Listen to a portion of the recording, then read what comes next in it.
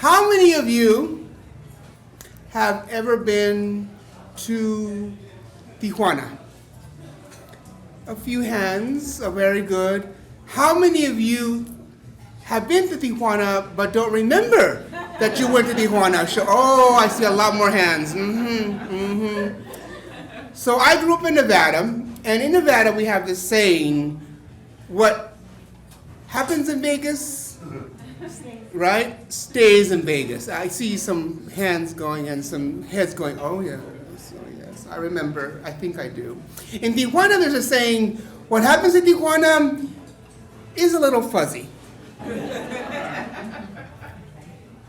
I one day decided that I wanted to go across the border to TJ, as the locals say, and I thought, why not? So I took my friend, Paquito, from Puerto Rico, across the border with me. And we are in Tijuana, and things happen there that are unique, like unicorns, very unique. And so for those of you who have gone there, there are things that happen there that are so unique, so different, that animal control has to be called on occasion. I'll just put it out that way. And there's amazing food, but food that I had never tasted, but I was willing to go there. Because after all, when you go to Tijuana, you gotta, branch out. And I went to the taco stands. And there are tacos that I have never seen. There is eyeball taco, ojo. There is seso taco, brains. There is tripa taco, tripe, right?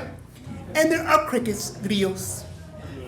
And my dear friend Paquito, who is much more daring than I am, decided to try all of them. All of them. And he says to me, Carlos, you gotta have the grillos, the crickets. I'm going, oh. And he says, you gotta have the ojo, the eyes. I'm, oh, no. And I grab my little chicken taco. Like, this is good enough for me. And I see the nerve endings through his teeth. And the antennas, I'm like, oh no, I'm not trying any of that. It gets worse. This woman is watching me as I am completely floored by what I'm seeing, and she realizes this Americano, I'm not American, I am American, but I'm, Mexican. But in her eyes, I'm Americano, gringo. And she says, I'm gonna have fun with him. So she begins to introduce the crickets right in front of me. And she literally puts a basket in front of my face going, here, have more grillos. I goes, oh, no, I freaked out, totally freaked out. They're jumping in the basket going, oh, no, I can't eat that. Raw crickets? Come on. So I'm going, that's enough. So we said, okay, let's go on to the next place. And we decide to go to Adelitas, which is the largest bar in Tijuana. It's fabulous. And that night, we're lucky. We're having like 3-for-1 beers, cervezas. I think that's great. That's great. I can afford that. And after about 6 beers, not all me, no. I shared one with my friend Paquito.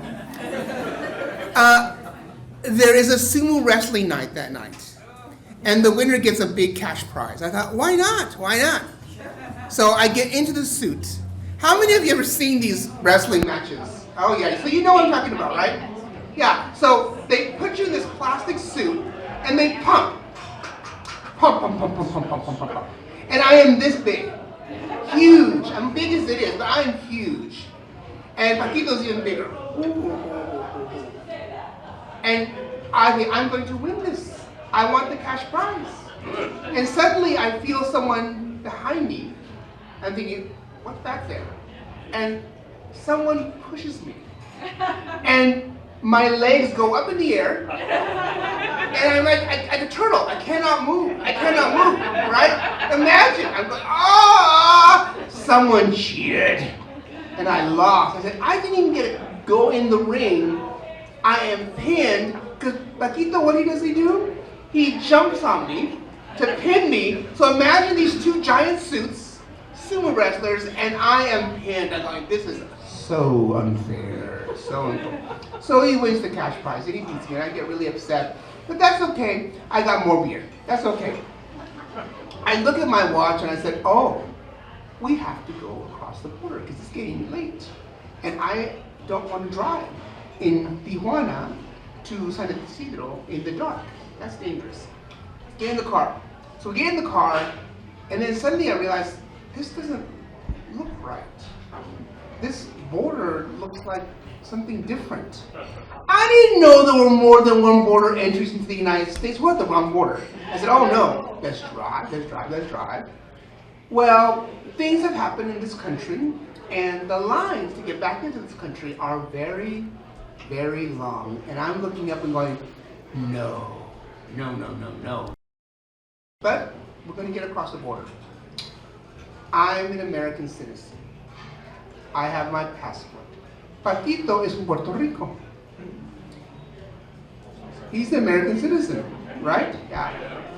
But Paquito has an accent. So the moment we get to the border, he panics. He's going, they're going to ask me where I'm from. Well, sure enough, they do. Sir, where are you from? I'm from Nevada. Go ahead. Sir, where are you from? And Paquito says, Puerto Rico. He looks, Puerto Rico. I'm from Puerto Rico. I'm an American citizen, for God's sake. Sir, where are you from? Puerto Rico. Sir, where are you from? I'm Puerto Rican. I'm Puerto Rican. Pull over. Oh, I said, oh, no. You never want to get pulled over in Tijuana, right? And we go through the whole thing. They strip searched us completely. Cavity searches and everything. It's a little embarrassing. Paquito kind of liked it, but that's the unicorn part. Maybe the love, I don't know. Maybe the hope, I don't know. So, at any rate, I'm like, okay, we finally get released, we get across the border, and then it suddenly dawned on me, so wait a minute, this doesn't make sense. Because I don't think I have an accent or a dialect. They assumed a lot of things about me. And they let me right through. Paquito, even though he's a US citizen, they said, he's not legit. He's not a citizen. He has a border.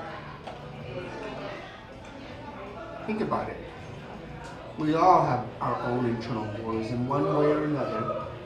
And the fact is that for some of us, it's very visible. And for others, they live with it their whole lives. And in the climate that we're living now, those borders are getting bigger and bigger. That's my unicorn.